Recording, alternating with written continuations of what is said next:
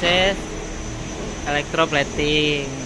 Sama ini ada barang namanya sel nih, sel yang udah di molding, udah yang di press, udah yang dibentuk. Nah, kayak gini bentuknya.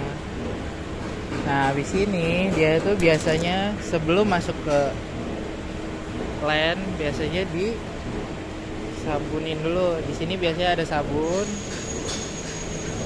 gunanya buat ngebersihin. Jadi sebelum masuk ke tahap proses, dia ke tahap sini dulu nih.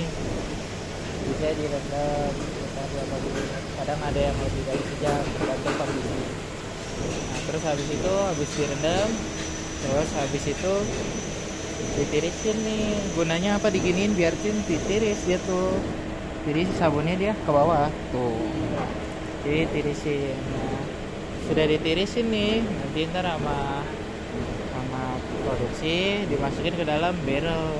Namanya nih barrel nih yang panjang ini. Nih, sini. Biasanya dibuka, dimasukin ke dalam. Tuh. Ini dari dalam. Hah? Hah? Hah? Ini buat pengeringan. Enggak, dimasukin ke barrel. Barrel itu tempatnya si sel ini. Dimasukin ke dalam barrel. Nanti si barrel ini diangkat hoisnya, nanti yang ngoperasiin hoisnya Sajana. Nah, terus nanti masuk ke bak ini nih, ada namanya soft cleaner. Nah, ya kalau soft cleaner biasanya 10 menit atau 13 menit diproses tuh. Nah, terus suhunya sekitar 70 sampai 80 derajat Celcius. Nah, sudah sekitar 13 menit masuk ke proses water rinsing nih, yang ini water rinsing. Nah, dari water rinsing ini sekitar 30 detik dibilas. Water rinsing itu gunanya untuk membilas ya. Jadi sisa-sisa sabunnya dibilas. Nah, terus habis dibilas masuk lagi ke bak namanya electro cleaner. Nah, electro cleaner ini sama sebenarnya prosesnya kayak soft cleaner, fungsinya buat menghilangkan oli. Cuman nanti kalau di sini dibantu sama arus listrik DC. Jadi gunanya apa? Agar si bagian ada atom-atom hidrogen yang masih terkandung di dalam sel itu, dia itu bisa keluar. Terus masuk lagi, ini sekitar 13 menit juga sama. Terus masuk ke water rinsing lagi, dibilas lagi, masuk lagi ke water rinsing lagi. Dia 2 kali pembilasan.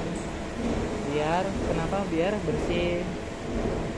Nah, udah bersih nih, dibilas, sabunnya hilang kan, olinya hilang gitu, teori gitu. Nah, terus habis itu masuk lagi ke bak apa ini namanya? Acid pickling. Nah, acid pickling ini bahan dasarnya memang HCl. Sifat HCl dia kan korosif ya. Nah, dia tuh gunanya untuk membersihkan lapisan-lapisan oksida.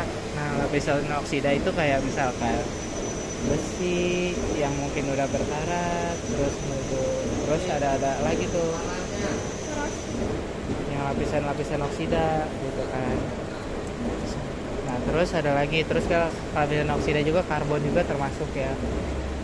Nah, terus juga ada ini acid pickling 2, biasanya digunain buat repair. Biasanya kalau ada plating ulang, dia dirotokin dulu selnya yang masih ada lapisan platingnya. Terus ini ada water rinsing lagi nih. Water rinsing lagi, habis dia HCl, acid pickling, masuk lagi ke water rinsing. Nah, terus habis itu masuk lagi ke water rinsing lagi. Jadi 2 kali pembilasan biar bersih dari oli, bersih dari sabun, bersih dari HCl. Nah, ini namanya hoist yang di atas ini. Gunanya apa? Gunanya buat mindahin barel. Nah, terus masuk ke netralisir. Netralisir ini gunanya untuk menetralkan logam yang asam itu tadi, yang udah terkena zat asam, biar agar tidak kontaminasi ke backlighting. Nah, di sini biasanya dia pakai caustic zat-zat yang sifatnya basah, caustic soda biasanya. Biasanya di sini sekitar 10% kandungan causticnya.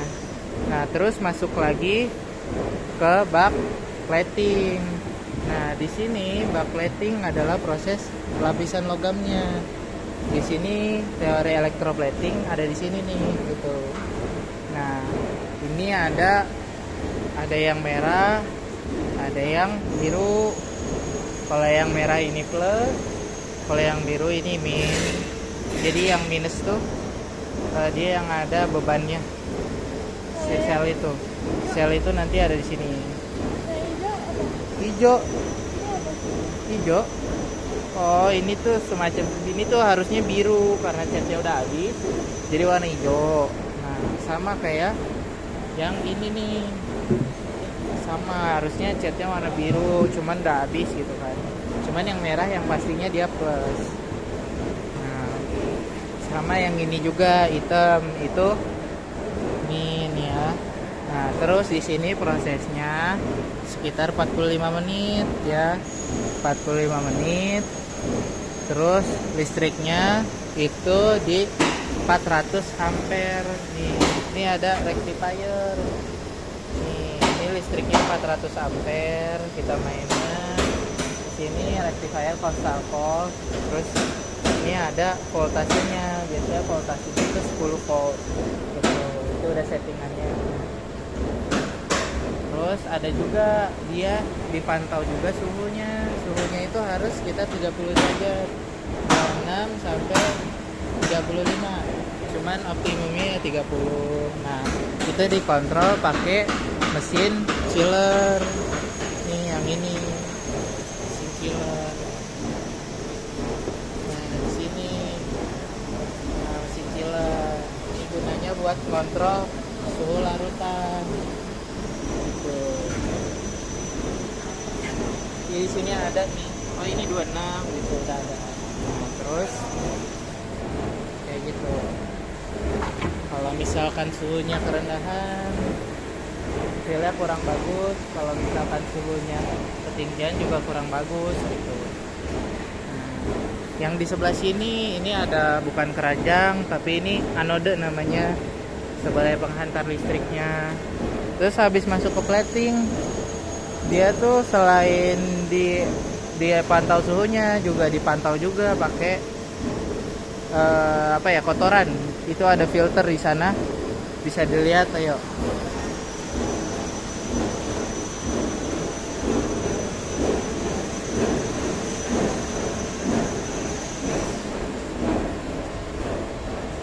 Nah, ini filternya nih.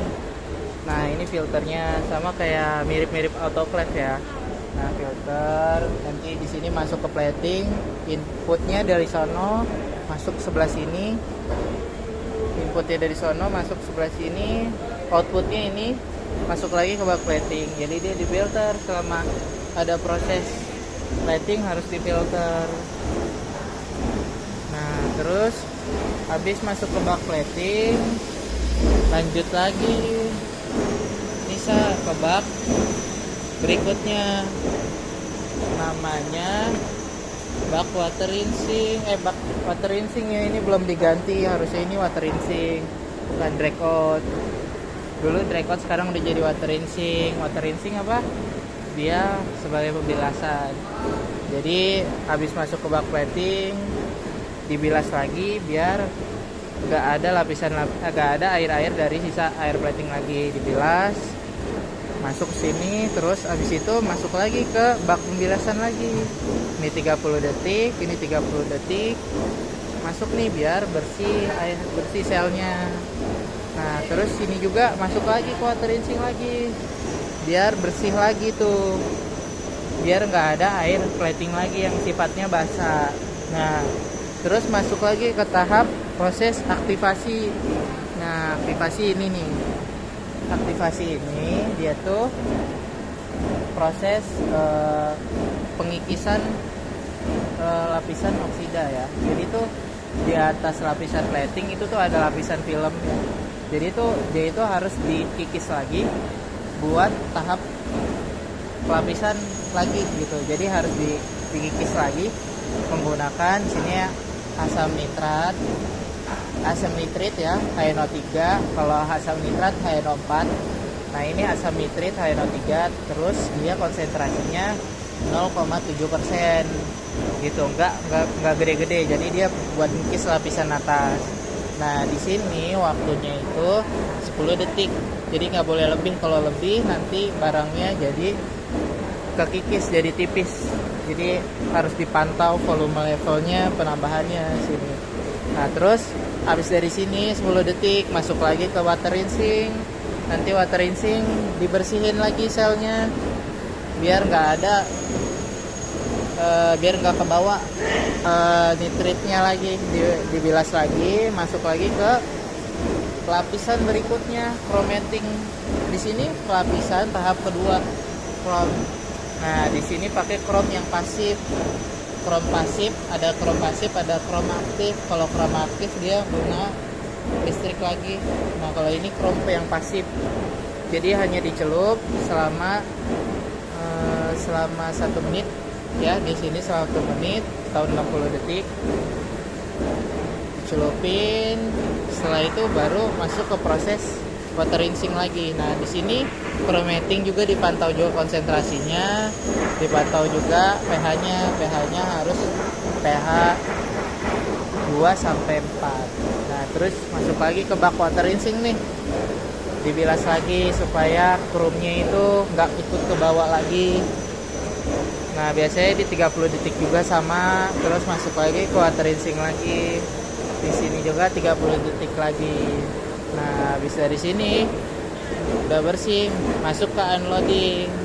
Unloading ini dia dibuka barelnya dari depan nih. Nanti ini dibuka, dikeluarin barelnya, masukin ke ember gitu ya. Set. Terus habis itu dia dimasukin lagi ke sini, keranjang ini ditirisin. Habis itu direndam. Ini ada proses namanya lacquer. Jadi lacquer ini pelapisan yang ketiga buat melindungi sel dari benturan. Nah terus dia direndam. Habis direndam dia selama kurang lebih 30 detik. Nah terus habis itu ditirisin sampai berapa detik, tiris. Habis itu masuk ke dalam dryer. Nah ini namanya dryer, proses pengeringan, namanya centrifugal dryer. Kenapa centrifugal? Karena dia ada perputarannya gini. Nah, jadi ketika dia berputar, airnya keluar seharusnya. Nah habis itu ini juga ada pemanasnya di atas sini, jadi dari atas panas gitu ya. Jadi proses pengeringannya lebih optimal. Ini namanya centrifugal dryer. Terus selnya diangkat, masukin ke dalam sini. Nggak semuanya ya, masukin sini. Ya. Habis itu ditutup lagi, jangan dibuka. Tutup lagi, set. Dan nanti dia disetting jadi muter di panel. Kalau ini gunanya pedal ya, namanya pedal. Ini berfungsi untuk pengereman. Jadi itu ketika kita pengen udah waktunya dibuka, itu prosesnya sekitar 10 menit. Nah ketika udah 10 menit dia kan dibuka nih, buka, dia masih muter sini ya, masih muter gini. Bahaya kalau langsung diangkat gini, nanti tangannya kena si besinya, bahaya. Nanti kalau ini bisa terjadi luka. Makanya itu ada pedal gini, jadi kita pencet dulu, dia berhenti. Nanti tuh kita praktekin, dia berhenti, jadi gitu. Jadi baru diangkat kalau udah berhenti. Jadi jangan pas saat muter diangkat, bahaya. Ini nanti kena tangan. Jadi dia nggak berhenti sendiri ya? Iya. Terus habis itu diangkat, baru dimasukin ke dalam ke dalam box gitu kan, kayak gitu. Udah segitu tahapnya. Ada yang ditanyain? Ada. Hah? Gak ada. Ayo baru ditanyain. Gak ada. Tanyain apa? Kelas. Hah? Cukup jelas, sangat jelas. Ayo yang ditanya. Makanya. Nanti tempatnya di sini nih. Tempat finishnya di sini.